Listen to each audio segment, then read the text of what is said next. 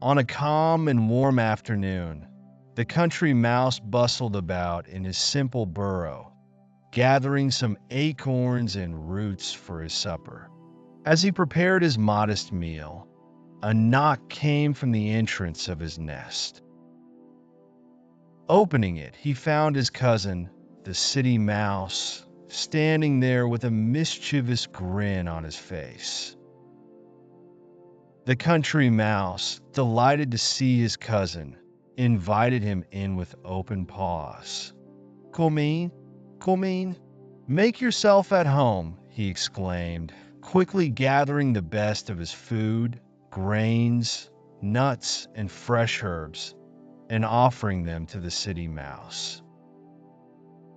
The city mouse smiled politely, but as he nibbled on the simple fare, he couldn't help but grimace inwardly.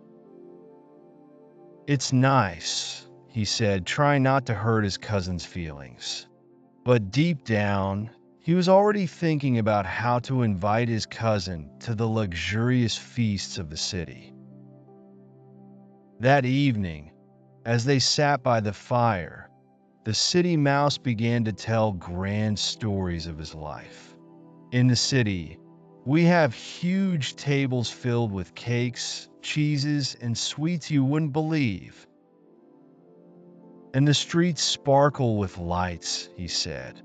The country mouse listened, eyes wide with wonder.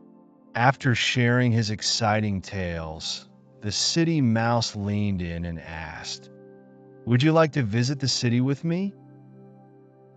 But there's a small mystery we must solve once we arrive. It's a puzzle only the cleverest can crack."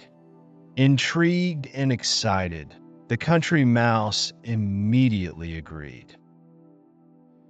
The next morning, they packed their bags and set off toward the city.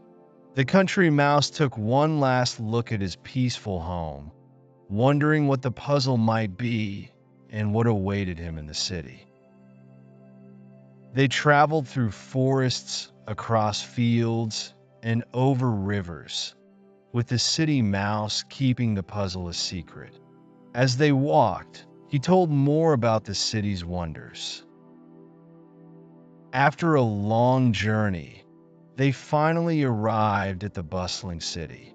The country mouse's eyes grew wide as he saw the towering buildings, the busy streets, and the lights everywhere.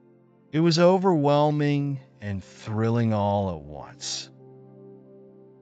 The city mouse led his cousin to a grand dining room, where a table overflowed with delicious food, cakes, cheeses, pies, and sweets of all kinds.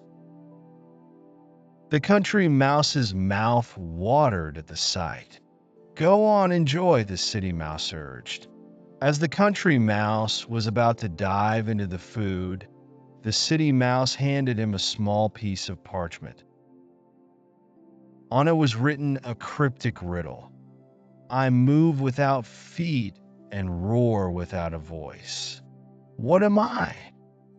Solve this, and you'll truly understand the city mouse said with a wink. Excited to solve the puzzle, the country mouse reached for a sweet cake. Just as he was about to take a bite, a loud meow echoed through the room. The country mouse froze, dropping the cake. "What was that?" he whispered. A large cat entered the room, prowling near the table. The two mice dashed under a nearby cupboard, hearts pounding.